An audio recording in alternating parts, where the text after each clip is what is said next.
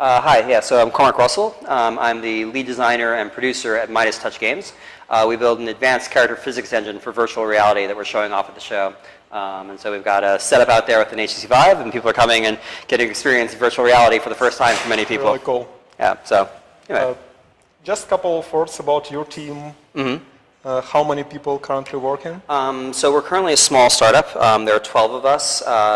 We've got, most people are here in Palo Alto, in California. We have developers around the world. We actually have someone in Eastern Europe on our team, and we have people in India on our team. So sounds good. You're widely spread it. What about your short-term goals? What are you going to achieve at the end of this year? Sure. So right now, the physics engine that you got to experience with the characters, we're working on taking this technology that we built that does characters in virtual reality, enables us to have humanoids, bipeds, quadrupeds, etc., that can walk and touch and move in virtual reality. And we have a bunch of development work to do on that to take it from the stage where it is now, which is good for showing to investors, and take it to the point where we can actually bring it to market where other VR content creators can actually use it to build their own content.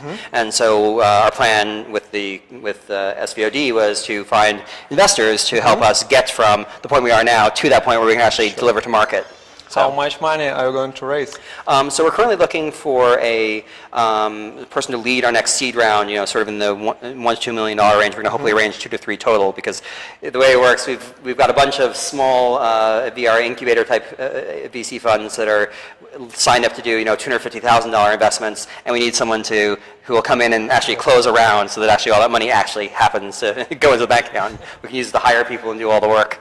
So. Sounds impressive. By the way, I tried Guy's device. It's really cool. It completely changed your understanding of virtual reality. Yeah, one of the things we found is that people put on the headset and they start playing with the dog.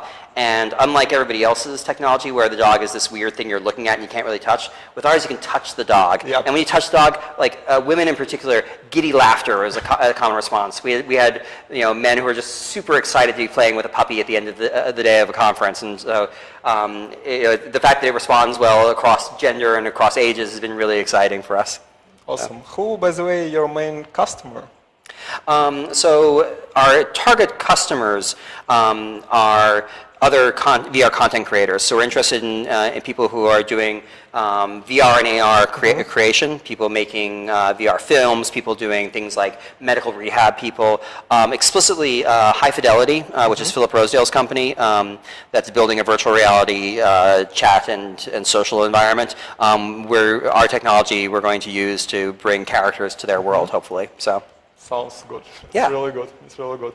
By the way, what about working with some? You mentioned that you work with widespread teams located in Eastern Europe. Is it easy to manage the developers who are located so far from you, and time differences? Yeah, so the biggest challenge is unfortunately on the head of the people who are in the remote workers. So our guys who are overseas, who are 12 hours shifted from us, are working hours that match ours pretty well, right? They shift their work hours a lot later in the day, so they're staying up till 2 or 3 at night, their time to work, so that they can have a good overlap with us. And that's, we're a small indie team, so you can do that kind of thing. It certainly puts some burden on them, unfortunately, but our developers are awesome and are doing that. And so we have, at 11:30 a.m. Pacific time, we have our daily scrum, and we Skype them in, and they're part of the team, participating. So. Do you have a dedicated project managers in your team? That's me. I am the producer and the lead designer, so I do all the game design stuff for our company, but I also do all the production, figuring out the scheduling of things from doing shows like this to what things we're getting done each week and where we are and accomplishing them. So sounds really you wear a lot of hats at a small startup. Thank you so much for your interview. Thank you.